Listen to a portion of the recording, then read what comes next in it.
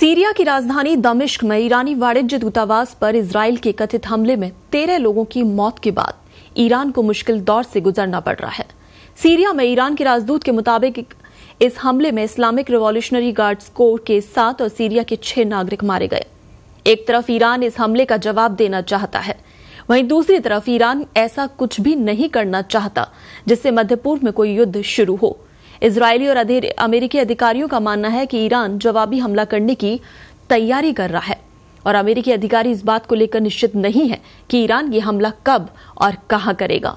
उनका मानना है कि हमला अब से लेकर रमजान के आखिरी हफ्ते के बीच कभी भी और कहीं भी हो सकता है।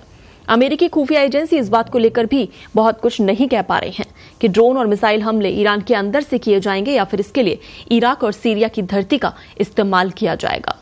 इस बीच इजराइल ने भी कहा कि अगर ईरान ने कोई हमला किया तो वो उस पर पलटवार करेगा। अगर ऐसा हुआ तो इससे मध्य पूर्व में एक और युद्ध शुरू हो जाएगा। दूसरी तरफ अगर ईरान इजराइल के कथित हमलों का जवाब देने में विफल रहता है तो उसकी सैन्य क्षमताओं पर भी सवाल उठाए जाएंगे। इसका परिणाम भविष्य में ये होगा कि इजराइल ईरान को कमजोर समझेगा और उस पर दबाव डालने का काम करेगा। ईरान के सामने चुनौती है कि उसे खुद को कमजोर नहीं दिखाना है, उसे ये साबित करना है कि वो किसी भी हमले का जवाब देने की क्षमता रखता है। लेकिन मुश्किल ये है कि मध्य पूर्व में कोई बड़ा युद्ध छेड़े बिना ईरान इजराइल को कैसे जवाब दे सकता है। एक सवाल ये भी है कि क्या ईरान के पास इजराइल पर हमला करने की सैन्य, राजनीतिक और आर्थिक क्षमता है। मध्य पूर्व मामलों के विश्लेषकों ने कहा है कि ईरान के पास इजराइल के साथ संघर्ष में शामिल होने की क्षमता नहीं है। उन्होंने कहा लेकिन ईरान को जवाब देना होगा, भले ही ये देश के लोगों को दिखाने के लिए हो। इसके अलावा अपने सहयोगियों के साथ विश्वसनीयता को बनाए रखने के लिए भी ईरान को एक कदम उठाना होगा। उन्होंने कहा कि इससे कोई फर्क नहीं पड़ता कि ईरान इजराइल से कितना खफा है। इसकी बहुत संभावना नहीं है कि ईरान इजराइल के खिलाफ कोई कड़ी प्रतिक्रिया देगा। ईरान को रणनीतिक धैर्य बरतना चाहिए।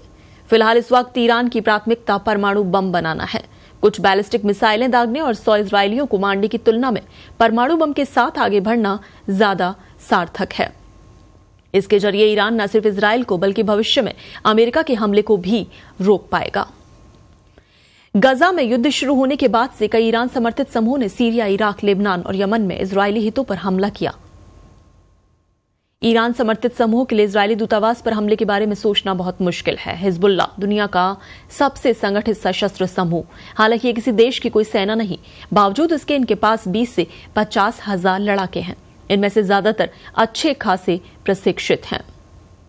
जानकारों का मानना है कि हिजबुल्लाह इजराइल के जाल में नहीं फंसना चाहता, क्योंकि वो अच्छी तरह से जानता है इजराइल के प्रधानमंत्री बेंजामिन नेतन्याहू युद्ध को विस्तार देने की हर संभव कोशिश कर रहे हैं। विश्लेषकों का मानना है कि नेतन्याहू का राजनीतिक भविष्य भी इसी बात पर निर्भर करता है कि ये युद्ध कितने समय तक चलता है। मध्य पूर्व एक्सपर्ट सद्रुजदेह का मानना है ईरान इजराइल के साथ सीधा युद्ध लड़े बिना एक प्रतीकात्मक जवाब देने की तलाश में है। कुछ साल पहले इराक में ईरान के शीर्ष कमांडर कासिम सुलेमानी की हत्या के बाद ईरान की तरफ से गंभीर जवाबी कार्रवाई की धमकी दी गई थी, लेकिन हकीकत में ऐसा नहीं हुआ।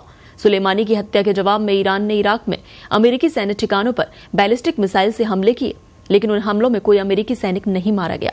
हमला करने से पहले अमेरिकी सेना को मिसाइलों के बारे में चेतावनी दी गई थी।